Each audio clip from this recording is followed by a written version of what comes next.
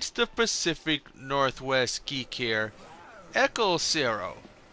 Now, normally I like to do about one video a week, but this week I'm doing two because if all goes well, this video should be uploaded on October 2nd, which just happens to be my birthday. Yeah, happy birthday to me. But anyways, I thought I'd review one of my favorite movies of all time, the 1978 classic, Dawn of the Dead. Now this movie is directed by George Romero, who, of course, also did Night of the Living Dead, which this is actually the sequel to. Now, since the time of that movie, since everything was Judy and Ben and them, things haven't exactly improved. Fallen apart more. People just, just the way they're handling this is it's chaotic. We open up on a news station and people are just arguing, trying to tell us what to do. Oh, these aren't your loved ones, it's not them. Dead body that is not exterminated becomes one of them. It gets up and kills. The people it kills get up and kill. It's chaos. And we see that, as this guy is trying to talk about this, he's not only arguing with the reporter, but there's people behind the cameras. They're yelling. It's just chaotic. It's then that we are introduced to Fran, played by Galen Ross.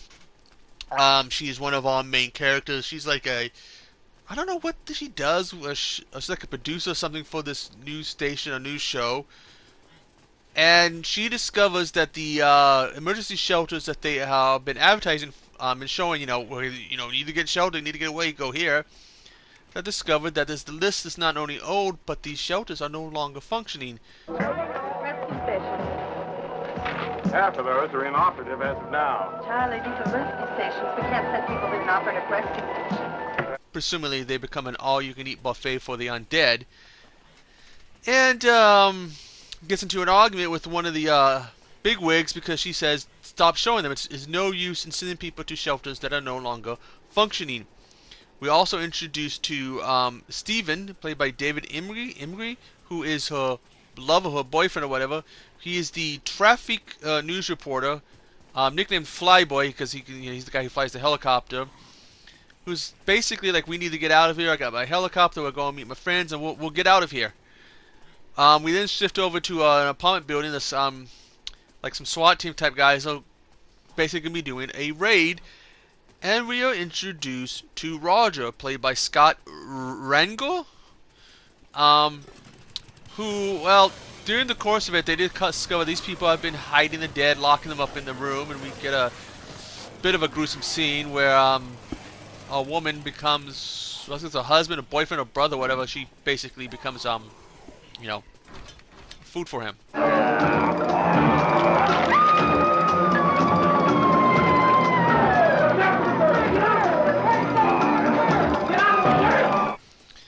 Now, we also discover that they're hiding the dead in the basement.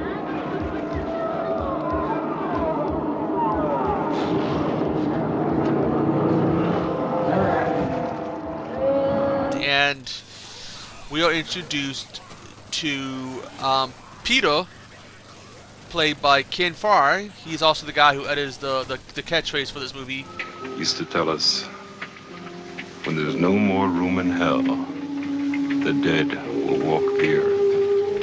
Well, basically, they meet up and they talk and they say, hey, Roger tells me, hey, I'm going to be running, fleeing tonight, why don't you come with me? And they meet up at the police docks with Fran and Stephen, Flyboy. When I first saw this movie, they had the scene played out a little bit different. We're introduced as police at the station, at the dock, and one of them is Joseph Polito.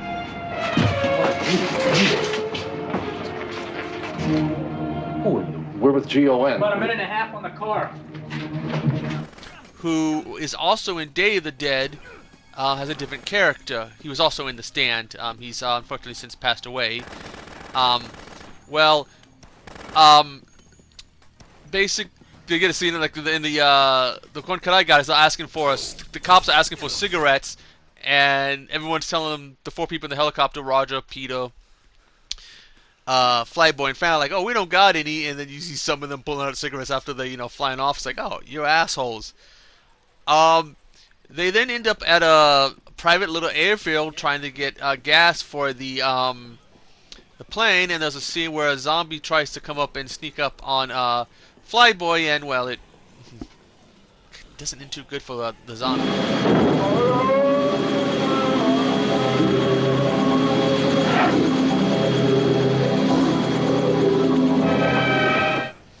We find some little kid zombies.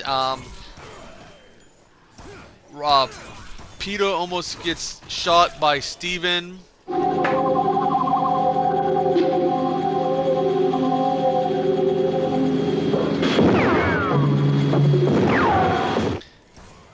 And they're just flying around. We can see some rednecks having a good old time taking out the zombies. They end up finding a mall, the Monrovia Mall, and decide they're going to take shelter there. What the hell is it? Looks like a shopping center, one of those big indoor malls. And after clearing out the zombies, they have to make some burials. Unfortunately,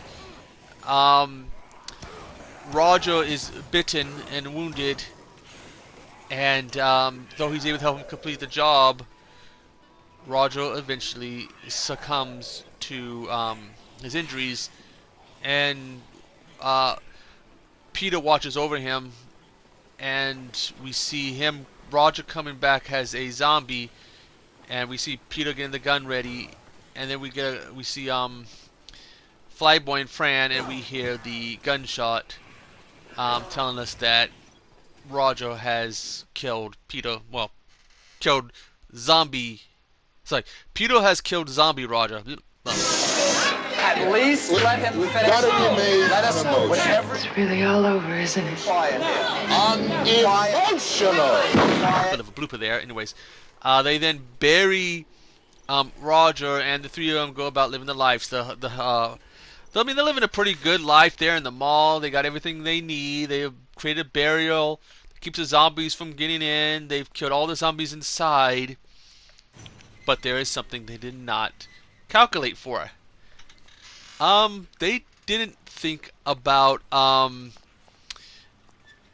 they didn't think, well, I mean, I'm gotta click on something here, but they didn't think about, raiders, outside people, and they get noticed by a gang of bikers who basically, in the course of breaking in, end up, letting the zombies in. Watch out there!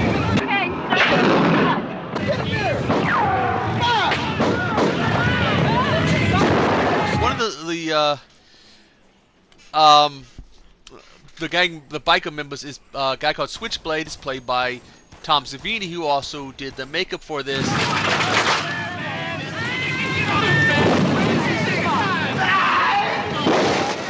You son of a bitch. And Flyboy is turned into a zombie.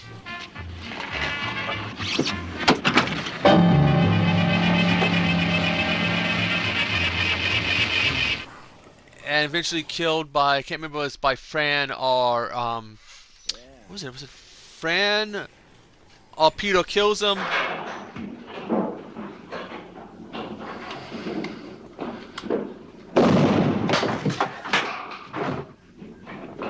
And then Fran and Peter fly off. And they say that if you listen close enough, you can hear the helicopter near the credits. It's getting weaker and weaker. It's not that that's the idea. It wasn't that it's supposed to be getting, farther away. It's supposed to be given that, it's running out of gas. Now, oh man, I absolutely love this movie. If you saw my second video about my top 10 favorite horror movies, you will notice I said that I had two. The two were tied for number one, and that was Return of the Living Dead, which I've already done a review of, and this movie, Dawn of the Dead, which is, oh man, I cannot remember how I originally saw it, if I had rented it from Blockbuster or if I was just in Suncoast Media. How many people remember Suncoast? This used to be my go-to store. And I don't know how many copies of this I had on VHS, including the double one that had all the extra stuff. Um, I would love to own that on Blu-ray. And like I said, I absolutely loved it. Now apparently, Dario Argentino was a driving force in getting Romero to make this, and apparently even got him to come to Italy and do this. What's his name? Nick. Fuck, what's his name? The guy who ended up doing the makeup for Walking Dead talked about how he met him in Italy because he was there on vacation with his family, and that's how he met Romero, and he also went on to help do the makeup for Day of the Dead, which is one of the sequels to this movie. And also, Dario's daughter, Aisha Argentino, was also in Land of the Dead, which was a sequel to this and Day. Now, you also, by the way, you hear some music that plays in the mall a lot. They shot this movie in the Monrovia Mall after it closed down, but the music, I guess, was some kind of timer would automatically play. So there's nothing, and they couldn't get them to come and turn it off. So it basically is just, it's just there. Also, apparently there was a musical act called Goblin, which Bruno Mattei would use some of Goblin stuff, particularly from this movie, for the soundtrack of Hell of the Living Dead. When I first saw Hell of the Living Dead, I didn't really get that much into it. I mean, it's a good violent movie. I mean, it's got some violence in it, but and women basically taking the clothes and getting topless for no reasons. Well, actually, they do get a reason in the movie, but I think it's just because Mattei wanted to see some naked tits. But you'll hear this music, and it's just like, wow. And given the outfits of the special forces SWAT guys in that, it kind of helps to continue to give that Dawn of the Dead feel. In 2004, there was a remake of this movie. It was directed by Zack Snyder, and this is actually considered his first big debut. Also, because Zack Snyder, he did, of course, Justice League, but this was written by, the screenplay is by James Gunn. You remember James Gunn? He did the whole, what was it, the Guardians of the Galaxy? Yeah, he is the guy who wrote the remake of Dawn. And Dawn is, I'm not gonna say Dawn is not, the remake of Dawn is a bad movie. I mean, it's the they've remade Night. They remade Night multiple times. Was I do not like the Night of the Living Dead 3D remake. They remade Dawn once and Day twice, and I mean, it's not the worst remake of one of these movies, but it's it's got its weak points and strong points. The use of amputees for a couple scenes. They had a zombie running who's got only one arm. They found an amputee, a guy who had lost an arm, and they just used a little makeup to make it look like that ripped off. They found another guy who was missing most of his legs, and that's a scene in the parking garage. Another amputee, double amputee. So that was actually kind of a cool thing. The kind of skull, whatever cover of Down with the Sickness. It featured cameos from Ken Farr. Ken Farr appears as a priest who utters his line, "When there's no more room in hell, the dead will walk the earth." Scott Ringer appears as a kind of a military guy, and Tom Savini also appears as some kind of police officer in that. They see them when they're watching the news. Like I said, this is one of my favorite movies, and I already did not Night, but Return of the Living Dead, so I should go ahead and do this. And then who knows, maybe someday I'll review the other two, the other three movies in the series, and this on the mirror. Well, would it be three? Because you got Night. I haven't reviewed Night, and maybe I'll do Day at some point, and Land, and who knows? Because he did two others, Survival of the Dead and Diary of the Dead. I don't know if there's any link to it or not. Oh, well, what the deal with those are, but who knows? Now there was a museum there in the Monrovia Mall until 2013, and it was moved to where was it moved to? I was just reading about this. It was moved to Evans City, which is where the original Night of the Living Dead was. In 2017, George Romero would pass away. And there is a bust of him there in the mall, which I would love to go to this mall and see someday. It's a lot different, and the skating ring that you see in the movie is no longer there. I have an action figure for the bald zombie, which is this bald-headed zombie who has his face mutilated. He not only does he appear at the scene where they're at the private airfield, but the movie poster for this shows a bald-headed zombie that has half his face mutilated. It also happens to be one of the movie posters that I have up in my room that's in a frame. The other, of course, is Return of the Living Dead, which oddly enough, Return, I guess, was supposed to be a sequel to Night, much like this. I have the novel form of it. Wow. Anyways, the game I used to do the game capture for this is Dead Rising.